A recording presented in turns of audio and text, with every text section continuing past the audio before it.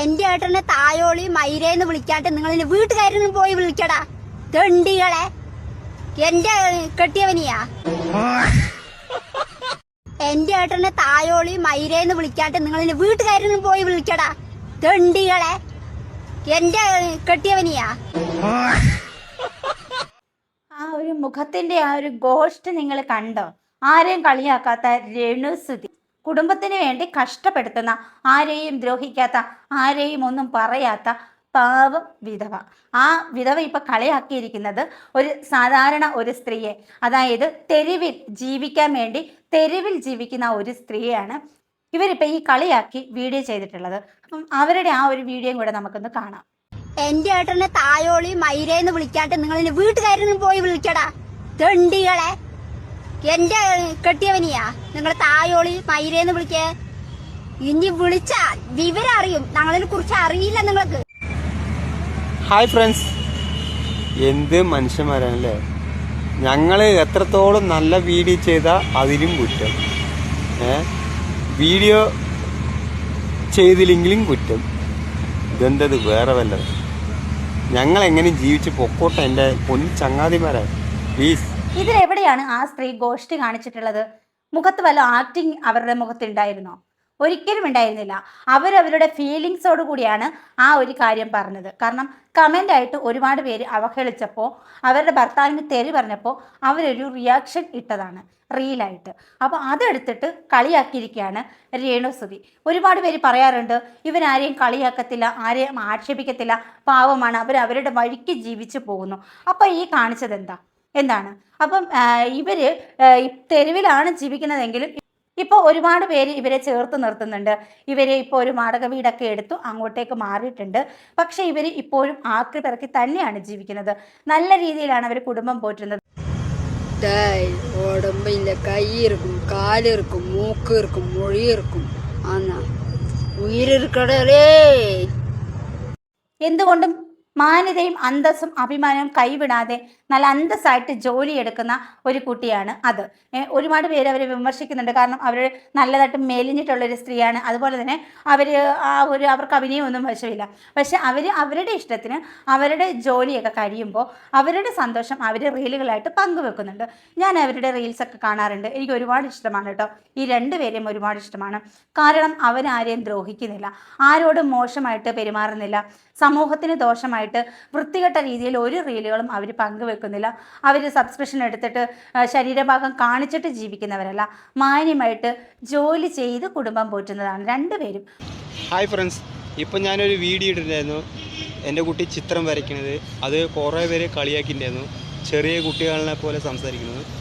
അതാടാ എൻ്റെ കുട്ടിയെ, എനിക്ക് ചെറിയ കുട്ടി തന്നെയാണ്, മനസ്സിലായ? പിന്നെ എന്റെ കെട്ടിയവന്റെ മുന്നിലല്ലേ ഞാൻ കൊഞ്ചുള്ളൂ, നിങ്ങളുടെ മുന്നിലല്ലല്ലോ. അത് നിങ്ങൾക്ക് ഇഷ്ടമെങ്കിൽ തട്ടി മാറ്റി. രണ്ടുപേരും നല്ല രീതിയിൽ കഷ്ടപ്പെട്ട് ജീവിക്കുന്നവരാണ്. ഒരുപാട് ദുഃഖങ്ങൾ നേരിട്ട് പരസ്പരം ഒന്നായവരാണ്. ഒരുപാട് കഷ്ടപ്പാടുകൾ അനുഭവിച്ചിട്ട് ഈ ഒരു ലെവലിൽ എത്തിയവരാണ്. ഒരുപാട് പേരാണ് അവരെ ചേർത്ത് നിർത്തിയിട്ടുള്ളത്. ഈ ഒരു സ്ത്രീയെ കളിയാക്കാൻ രേണുസുതിക്ക് എന്ത് അവകാശമാണുള്ളത്? രേണുസുതി ഈ സമൂഹത്തിൽ എന്ത് നന്മയാണ് ചെയ്തിട്ടുള്ളത്? ഈ സോഷ്യൽ മീഡിയയിൽ മറ്റുള്ളവർക്ക് ദോഷമായിട്ടുള്ള റീൽസുകളാണ് ഇവർ പങ്കുവെക്കുന്നത്. സബ്സ്ക്രിപ്ഷനിലൂടെ കാണിക്കുന്ന തൊലി ഉരിഞ്ഞ രീതിയിലുള്ള റീൽസുകൾ, ശരീരഭാഗം പ്രദർശിപ്പിച്ച് കണ്ട ആൾക്കാരുടെ കയ്യിൽ നിന്ന് കാശ് വാങ്ങിച്ചിട്ട് ജീവിക്കുന്ന ഒരു വ്യക്തി. അതുപോലെ തന്നെ ഈ സോഷ്യൽ മീഡിയയിലും വയറും അതുപോലെ തന്നെ പൂക്കളും ചാലും ഒക്കെ കാണിച്ചിട്ട് റീച്ച് ഉണ്ടാക്കി ജീവിക്കുന്ന ഒരു സ്ത്രീ. ആ സ്ത്രീയും ഈ ജോലി ചെയ്ത് ജീവിക്കുന്ന ഈ ഒരു സ്ത്രീയും തമ്മിൽ ഒത്തിരി വ്യത്യാസമുണ്ട്. താരതമ്യം ചെയ്യാൻ പോലും പറ്റത്തില്ല. കാരണം അവർ ശരീരഭാഗം കാണിച്ചിട്ടോ ശരീരം പ്രദർശിപ്പിച്ചിട്ടോ സോഷ്യൽ മീഡിയയിൽ വന്ന് സമൂഹത്തിന് ദോഷമായിട്ട് വീഡിയോകൾ ചിത്രീകരിച്ച് പോസ്റ്റ് ചെയ്തിട്ടോ അല്ല അവർ ജീവിക്കുന്നത്. മാന്യമായി തൊഴിൽ ചെയ്ത് റോഡിൽ ജീവിച്ചിട്ട് പോലും അവരവരുടെ മാന്യത കൈവിട്ടിട്ടില്ല. നല്ല രീതിയിൽ വസ്ത്രം ധരിച്ചിട്ടേ അവരെപ്പോഴും സോഷ്യൽ മീഡിയയുടെ മുന്നിൽ വന്നിട്ടുണ്ട്. അതിൽ കുറച്ച് ആഡംബരം കുറവായിരിക്കാം, സൗന്ദര്യം കുറവായിരിക്കാം. കാരണം അവർ ഗ്ലൂട്ടാത്തയും ചെയ്തിട്ടില്ല, ലിപ്സ്റ്റിക് ഇട്ടിട്ടില്ല, അവർ ഒന്നും ചെയ്തിട്ടില്ല. അവർ ഒരു സാധാരണ ഒരു വീട്ടമ്മയാണ്. ആ രീതിയിൽ തന്നെയാണ് അവർ സോഷ്യൽ മീഡിയയിൽ വന്നിട്ടുള്ളത്. പക്ഷേ രേണുസുതിയോ ഗ്ലൂട്ടാത്തോയും ചെയ്തും അതുപോലെ തന്നെ ലിപ്സ്റ്റിക് ഇട്ടും ഫിൽറ്റർ ഇട്ടും അങ്ങനെയൊക്കെ തന്നെയാണ് രേണുസുതി വന്നിട്ടുള്ളത്. ഇംപ്ലാന്റ് കഴിഞ്ഞോ? ഇംപ്ലാന്റ് ഫുള്ള് കഴിഞ്ഞു. പല്ലവിടെ ഫിക്സ് ചെയ്തില്ല? ഇല്ല, വെക്കാനിരിക്കുന്നതേ ഉള്ളൂ. ഓക്കെ. സിറാമിക് ആണോ അതോ മെറ്റൽ? ഒറിജിനൽ സെറാമിക് എന്നാണ് എനിക്ക് അതിനകത്ത്. സിർക്കോണിയ കുറച്ച് എക്സ്പെൻസീവ്, അത് തന്നെ വെച്ചോളൂ. ഈ ചാലും പുക്കളും ഒക്കെ കാണിച്ച് പിന്നെ ഒരുപാട് സിമ്പതി, മരിച്ചുപോയ ഭർത്താവിൻ്റെ പേരിൽ സിമ്പതി പിടിച്ചുപറ്റി പാവം വിധവ എന്നുള്ള ലേവലിൽ ജീവിക്കുന്നവർ. അപ്പം നിങ്ങൾക്ക് എന്ത് യോഗ്യതയാണ് ഇവരെ കളിയാക്കാനായിട്ട്?